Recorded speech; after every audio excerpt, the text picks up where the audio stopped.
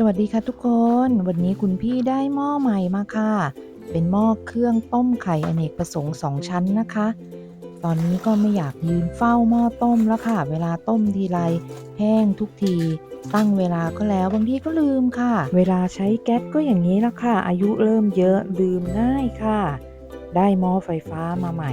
น่าจะสะดวกขึ้นนะคะ เปิดมาก็มีคู่มือมาให้ เดี๋ยวไปศึกษาเพิ่มเติมค่ะ ตัวนึ่งรังถึงข้างบนนะคะเป็นพลาสติกค่ะ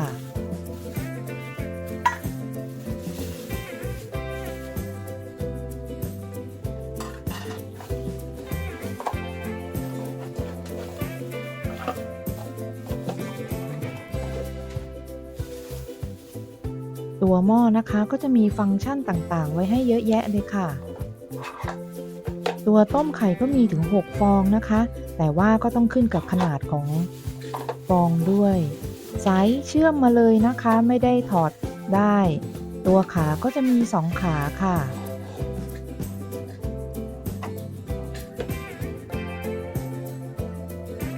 โหมดการทำงานอัตโนมัติมีถึง9โหมดเลยนะคะมีทั้งไข่ยางมะตูมไข่ออนเซนไข่ต้มสุกไก่ตุ๋น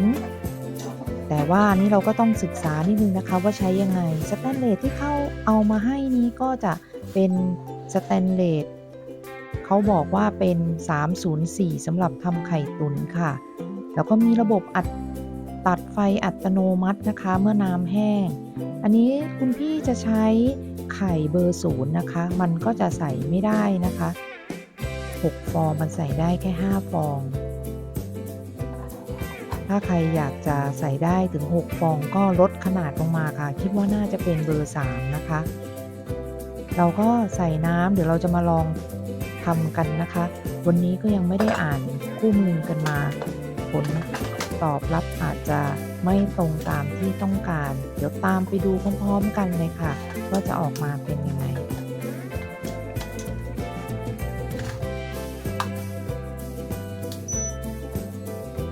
เสียบปลั๊กเปิดปุ๊บหน้าจอก็เป็น LED สัมผัสบอกเวลาชัดเจนนะคะตั้งเวลาล่วงหน้าได้ถึง24ชั่วโมงเลยค่ะเขาบอกว่าตัวนี้ก็สามารถทำข้าวทำธัญพืชแล้วก็ทำโยเกิร์ตได้ด้วยยังไงเดี๋ยวจะต้องขอเวลาไปอ่านคู่มือนะคะแล้วยังไงเดี๋ยวจะมาลองทำให้ดูวันนี้ก็กดแบบไข่ยางมะตูมไปก่อนนะคะ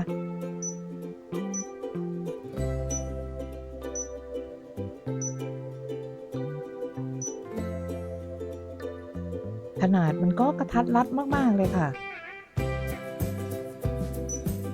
บอกอุณหภูมิไว้ด้วยนะคะว่ากดออกมาแล้วตอนนี้อุณหภูมิเท่าไหร่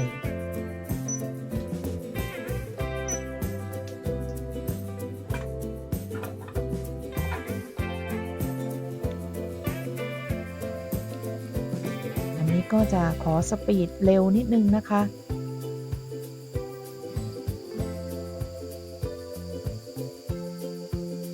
เหมาะมากๆเลยนะคะสำหรับคนที่ขี้หลงขี้ลืมนะคะเราตั้งเวลาปุ๊บเรากดมีระบบตัดให้อัตโนมัติเลยเพื่อนๆหลายคนก็น่าจะมีไว้สามารถทำอย่างอื่นได้มากมายเลยค่ะชาวหอชาวคอนโดสะดวกมากๆ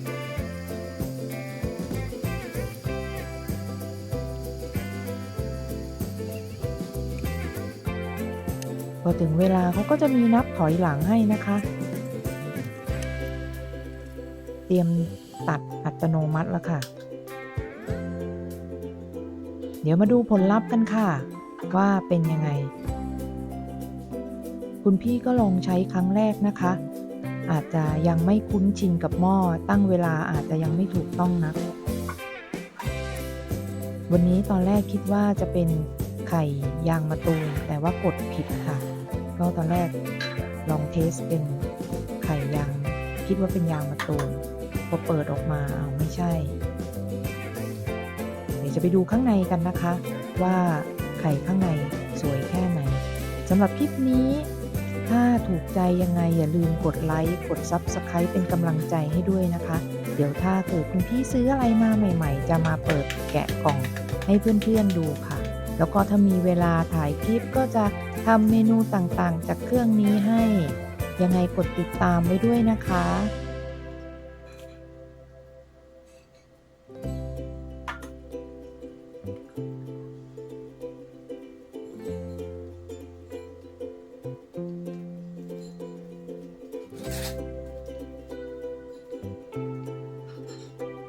อันนี้ขอใช้ทางลัดนิดนึงนะคะ เราไม่ได้ปอกเต็มฟอง เดี๋ยวจะมาดูตัวข้างในให้ค่ะว่าข้างในเป็นเนื้อยังไง สวยงามมากค่ะ แล้วยังไงทานไข่เป็นโปรตีนเสริมสำหรับร่างกายสุขภาพดีทั่วหน้ากันนะคะสำหรับวันนี้ไปก่อนค่ะ